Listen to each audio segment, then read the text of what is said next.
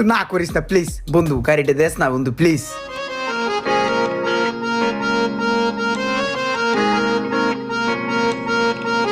কি ভাইয়া, অপেক্ষা করতেছো না? শুনো, অপেক্ষার ফল সবসময় সুমিষ্ট হয়।